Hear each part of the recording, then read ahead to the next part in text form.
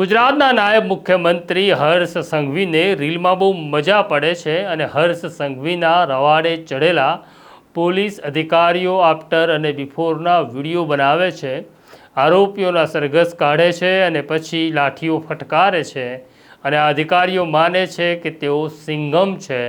પરંતુ હવે ગુજરાતના ડીજીપી કે.એલ. રાવ નારાજ થયા અને તેમણે કહ્યું કે બધું જ કાયદાની મર્યાદામાં કરજો. હવે કોઈનું સરઘસ કાઢ્યું કે પછી કોઈને જાહેરમાં હાથ જોડાવ્યા તો તમારી ખેર નથી, તેની આ વાત છે.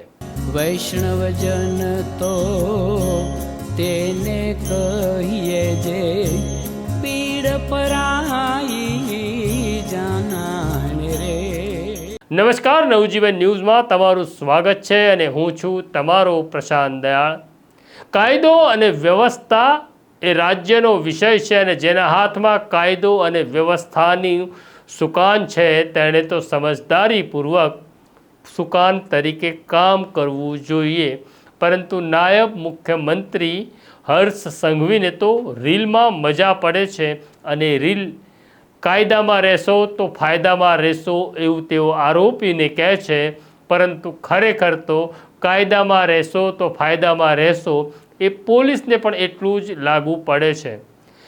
હર્ષ સંઘવીએ પોલીસ અધિકારીઓને કહ્યું કે આરોપી પકડાય એટલે એની ચાલ બદલાવી જોઈએ. હું બેઠો છું. અમે ત્યારે પણ કહેતા હતા કે જ્યારે કોર્ટના તેડા આવશે ત્યારે હર્ષ સંઘવી કોર્ટમાં નહીં જાય, કોર્ટમાં તમારે જવું પડશે. પરંતુ તારીખ 12મી મેના રોજ ગુજરાતના ડીજીપી કે.એલ. રાવ, જેઓ ગુજરાત પોલીસના સર્વોચ્ચ છે, તેમણે તમામ એસપી, તમામ પોલીસ કમિશનર અને તમામ આઈપીએસ અધિકારીને એક પરિપત્ર મોકલી કહ્યું કે હવે મર્યાદામાં રહેજો. ડીજીપી કે.એલ. રાવે જે પરિપત્ર પાઠવ્યો છે તેમાં તેમણે કહ્યું છે કે આરોપીને પકડ્યા પછી તેનું સરઘસ કાઢવું નહીં, તેને દોરડે બાંધીને રસ્તા ઉપર ફેરવવો નહીં. તેને બાંધ્યો હોય અને રસ્તા ઉપર લઈને નીકળ્યા હો ત્યારે લાઠી મારવી નહીં, હાથ જોડાવવા નહીં, ઉઠબેસ કરાવવી નહીં, મુર્ગા બનાવવા નહીં. કારણ કે સુપ્રીમ કોર્ટે આ કહ્યું છે અને સુપ્રીમ કોર્ટની બહાર જશો તો તમે મરશો. આમ હવે પોલીસ આફ્ટર અને બિફોરના વિડીયો નહીં બનાવી શકે, કારણ કે ડીજીપી રાવને ખબર છે કે જ્યારે સુપ્રીમ કોર્ટનું તેડું આવશે તો કે.એલ. રાવને આવશે, હર્ષ સંઘવીને નહીં આવે. ડીજીપી રાવને ખબર છે કે સુપ્રીમ કોર્ટનું તેડું આવશે ત્યારે પોલીસ કમિશનર કે એસપીને નહીં, ડૉક્ટર રાવને આવશે.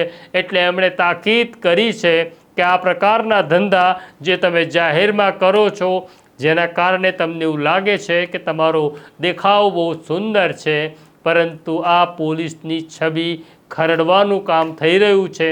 પોલીસની સારી બાબતો ઢંકાઈ રહી છે.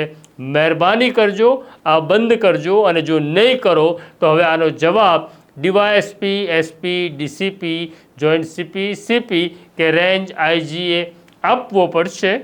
તો જોઈએ, પોલીસ હર્ષ સંઘવીનું માને છે કે ડીજીપીએ સુપ્રીમ કોર્ટના આદેશને ટાંકીને જે કહ્યું છે તેનું માને છે. ડીજીપીની સાથે રહેશો તો ફાયદામાં રહેશો, કારણ કે ડીજીપી કાયદાની વાત કરે છે અને હર્ષ સંઘવી ફાયદાની વાત કરે છે, પણ એમના રાજકીય ફાયદાની વાત કરે છે. જ્યાં અનેક પોલીસ અધિકારીઓની બલી અપાઈ ચૂકી છે, હવે તમારે બલીના બકરા બનવાનું છે કે નહીં એ તમારે નક્કી કરવાનું છે. આ સ્ટોરી અંગે તમારી કોમેન્ટ જરૂરથી કોમેન્ટ બોક્સમાં લખજો. અમારી સાથે વાત કરતા રહેજો. અત્યારે મને મારા સાથી દર્શિલને રજા. નમસ્કાર.